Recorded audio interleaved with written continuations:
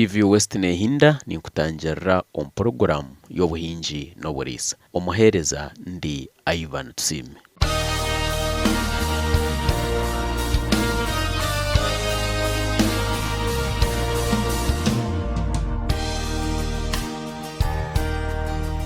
Omuhoro yitu ey'Omuhingi Noburiisa w'omutano erizoba twabitamu nkito twatayayira Kibutis agro tourism farm. Farm egi neshangwa omu kyaro kya Karere Eastern Ward Kebson Town Council omu district ya Rukungiri. Farm egi neya Christine Nankwatsa bitu nahwerwaho omushiija we ezera Nankwatsa.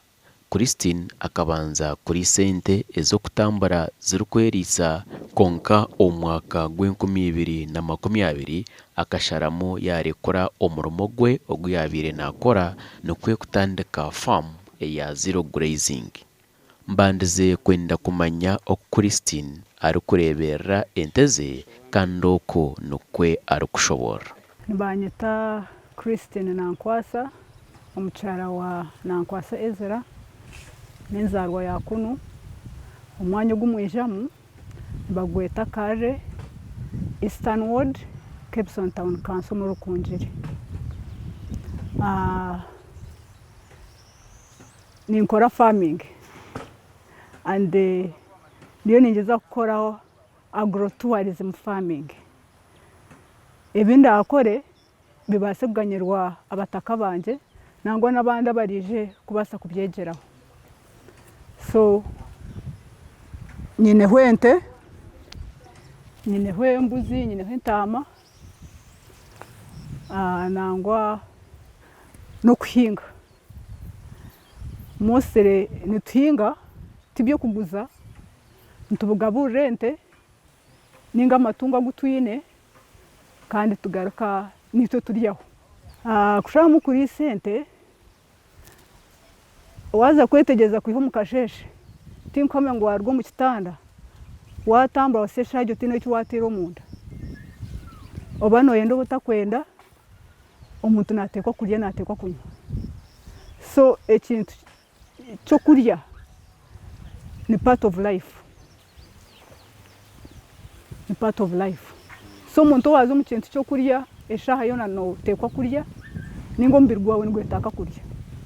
Yes, kandi abantu bingi babyirukiremo babirugamo nibagire baze date job, but in actual sense no kugira ngo tukakimanyire ibintu biro nibihindukira kimwe munonga, biro nibihindukira kimwe ntutekwa kuhinduka tukakora ibikwetagisa aha bantu bitu. Yeah, ente nyineho abakozi bana abashija bana ninzihingira obunyansi n'ekibingo nyina amizi hari agagaruho wagareba. Ebingi ningiye korera ako nkaza kushanga kugura ebintu bigumire. So ninyehingira amachanda, ninyehingira soya, nyine ebinyansi, nyineho kayaman, nyineho torado, nyineho moratotu, nyineho basiliska, nyineho na masai, then nemikamba and coriander ahansari. So hati bikunku bimixinga nkakora broken yanje. So broken mixinga mu soya, mixinga mu machanda, then nkora food yazo.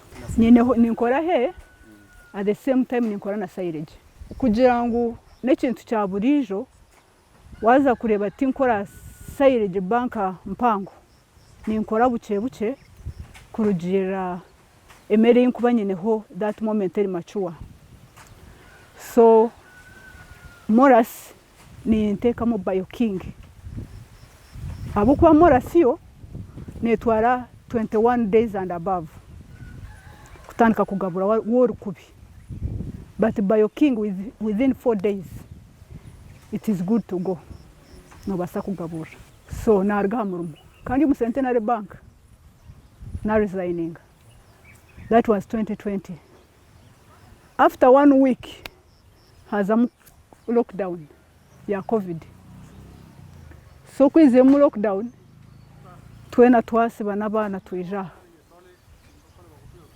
Omukwijaha niko kutandika kugezaho kwenda ngo tukore zero grazing. Turebe kwera akore twatandika twakora twagabura and changes were improving and promising. Atakatandikire zero grazing enteze zikaba niziteganitsibwa endwara nyingi konka kuyashaziremu kuzirisi zo munju endwara za cyendera kunihiraho that movement endwara za cyendera buri ankani nyoza n'emirundi ebiri omu week konka pa now ni nyoza after 14 days akwa ngerizo kusiba stopping ebindi byakubera nibyija embwa entame zindi embuzi so byona birugaho. Yes, nyineho doctor who is managing the farm at Kepsoni, so at any time he's on call. He comes and arebe na just supervising. So think cha kuhandling embazi ni wakuhandling embazi na just supervising bakimweta aija aragura. Yeah. Nahandike bihandiko ebikoreka okufamuye eri kukora ekyo kureberaho nk'emibazi y'ente okurwara kw'ente hamwe n'ebindi kandi nakora na yogurt eya kibutus yogurt bitu nayenda agumizemu akore na cheese. Niziyamba akwa nomanya okore no shoza omanya ntasya nibukuyamba omanya n'ekyo shemekwa no improving aho. Very addition nangwa mbe nagitandikireho yogurt most especially konka mbere opting for yogurt na cheese. Only nchine challenge y'amashanyarazi akwa byombi nibyetaga cooling immediate after making. So what in a cooling system nibabigumire hati ninjikora on order. Umuntu wakuba nayenda hariho za vidi abana bakwenda kuza kuvisitinga abana nimbakora batwara. Omukuriisa no kuhinga okurinda ebyobuhangwa ni kikuru munonga hazawe Christine okurinda ebyobuhangwa nakoresa manure organic. Nora ntuhinga hati tukutekamo na fertilizer ezize kijungu tukosa amashagitu ntuga parking hariya haba hari clear tugiye tugateka mu mbuga haruguru hariya. So guys kuba ready niko tukuteka mu omumere yitu. Christine ekirukora famu yawe eyo mutano ahazindi famu nengi endise tekushana ne abandi nangwa n'amategitu noratika kushana n'agabandi endeberere yitu haturanke zente tizikuruha nizahare bazigabura zirya zirugaye zageraha tizikutambura amizi full time twagaruke nyuma ebyute bya ebyente ziteze nyankore ninga abantu bamwe na hatu kuba kurisa ente nibazahamizo mu rudugumwe konka ezente nizinywa mizi munonga aho zikoma kunywa mizi no koma kutunga cyo kwenda hatu waza kureba endi scientezi zine ebirungo byingi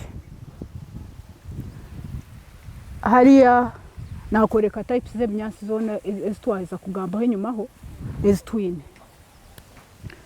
kutukeka twakora silage yitu ntugiteka mu chachu tugiteka mu morasi twatumikisije mu bioking tukora TMR total mixing ratio hata aho ntwata like 60% y'ebinyansi byomere tutekamu emikamba tutekamu kariandra tutekamu ekikanja tutekamu yeast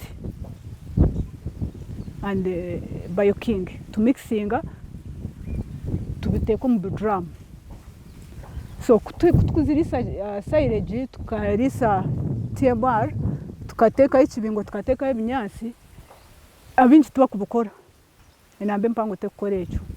Amizi ntusiteraho amizi full time arikwenda nenyo kandi gashema kuba gari hihi abo kwa kweza kurya ahabwa the other sweetness ya morasi niziba ziniruho, so nizazine kunywa amizi. Oyine kuba oyineho salts, that is iron, nugwaguruho for leaking omukiju hariya, so ezindi nizitambura no kuruhaza uruhu. Omukutambura oku n'amate nigaburiramu konka ezi zine obusingye bwazo nizirya gye zinywa amizi kugenda zihumura gye.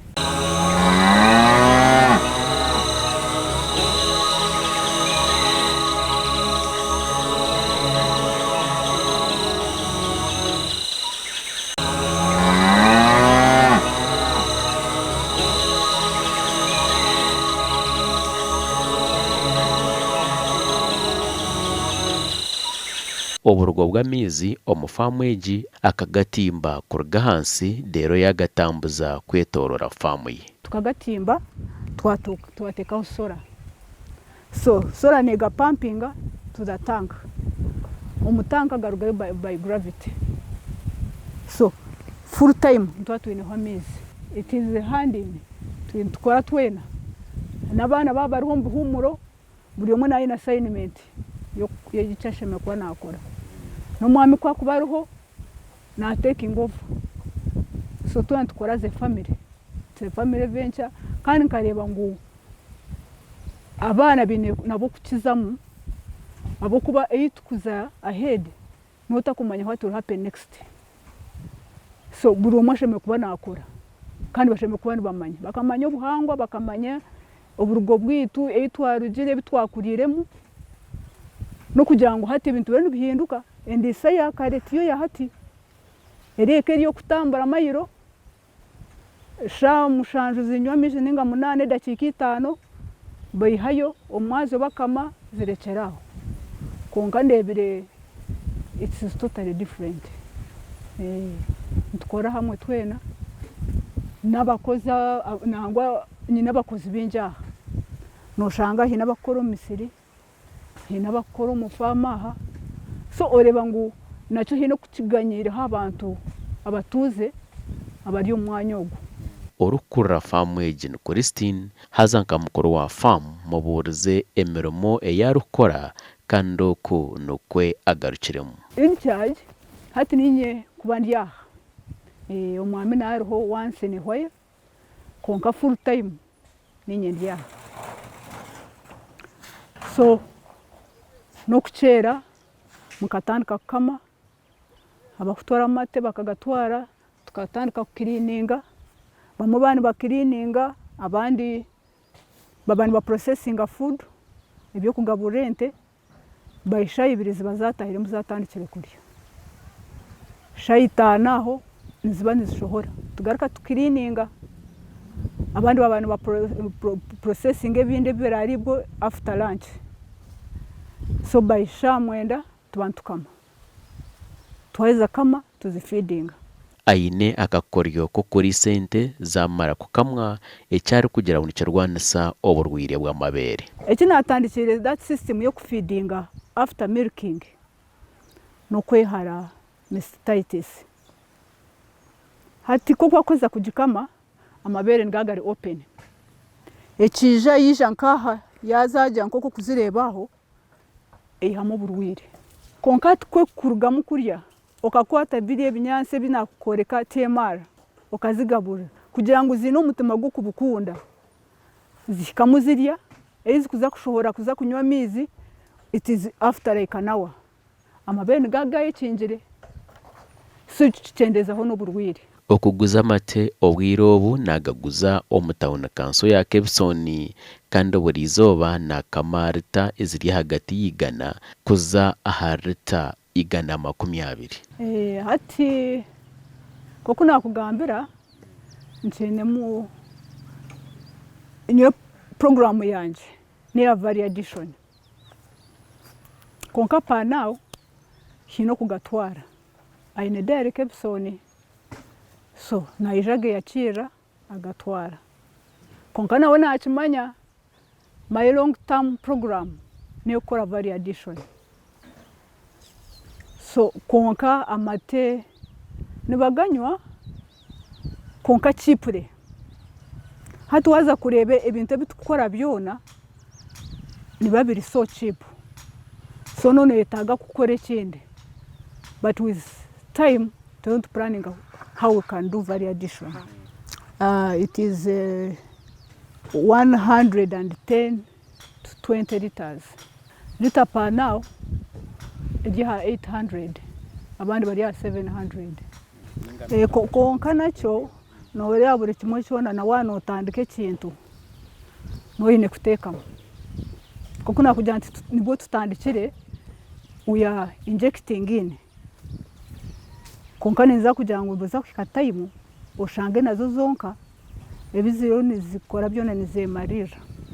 Yes, hati inoshanga nitwongeramo kugira ngo tusunge kitukwenda. Ahwerire abantu abamwetorire ariko bahereza amate marungi otireho no kuhereza abantu emirimo hamwe nibatunga amate marungi tumatega mizi ekindi emirimo aha full time nore emirimo yentete kwayo hata abandi bakora afamu hina bariyo nibateme binyasa handi ninge kibingo, so creation of jobs. Yes. Ariyo nakore cyapa ekirukoreka famu ye aho erukushangwa kandi famu ye ehandikise nka Kibutus Agro Tourism Farm.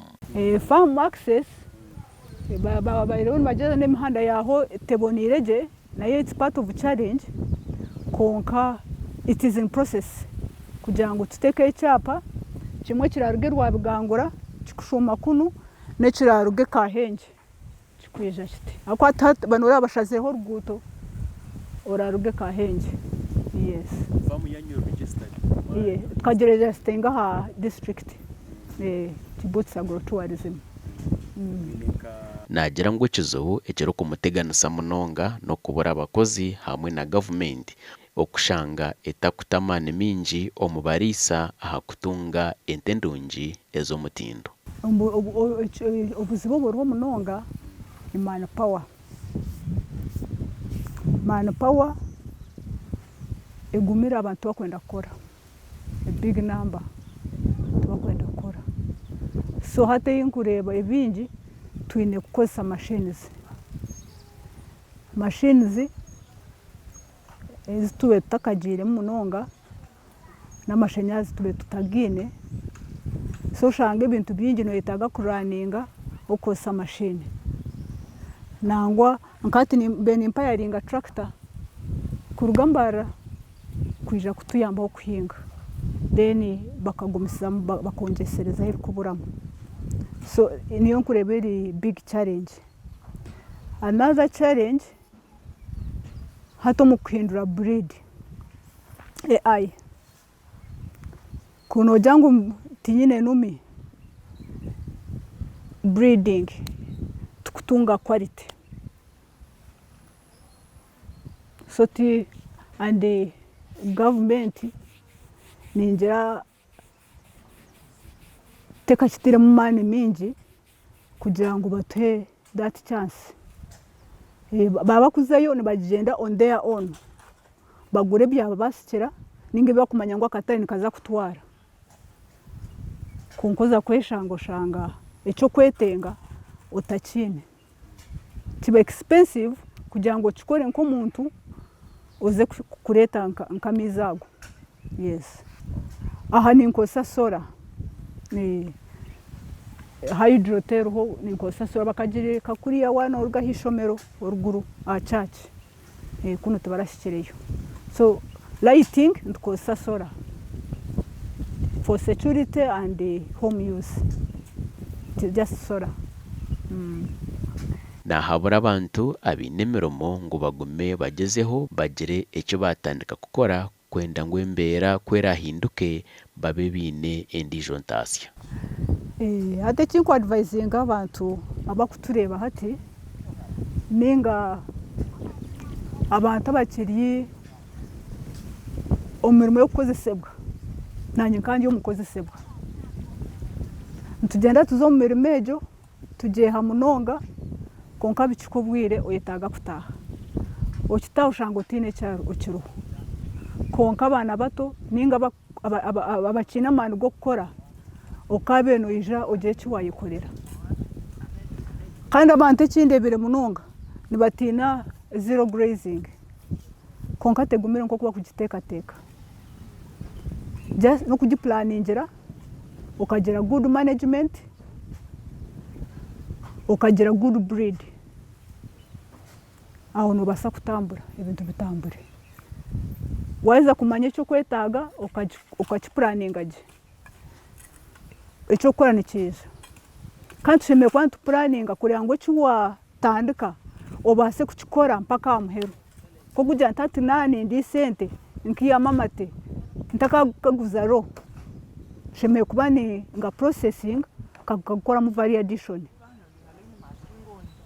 so buri kace ko gukora kona tikumayisa ngo wana utandike nente 20 23 no basa kutandika nente oshange no hwereka yawe kandi ugaruko otungaho icyo kurebera agent no kuyama ka center kora goro umunyo ninga shukari enteje oshange mu ekemo yone mu rutoke no basa kuteka ikibingo ekyo kigaburente enteje kwamate kandi iri umunje ryemwe ekurebere kandi egaruke kuretere nakasente sabantu bashemeye kwega buri icyo yine cyono kakikozesa mpaka amuhero gwacho utari kukikoza ukakisiga hagati ukakereka yes kare sebo nimwe bare munonga kwija kututayayira kandi mugwe mwishe n'umuntu amagezi nitwe ntugaba hande yes kare sebo yebare kuguma nonyegitaho kandi ehure yitu Omuhingi Noburiisa w'omutano negumizamu omisho kuwa kuba noyenda ngo tukutayayire afamu yawe nobasa kutushikira office zitu TV West Boma Mbarara ninga oterere producer wa program age aharzuro mushanju ina 2 25 15 ana 2 omuhereza wawe ndi Tusiime katurebane orwa kabiri orukwisha.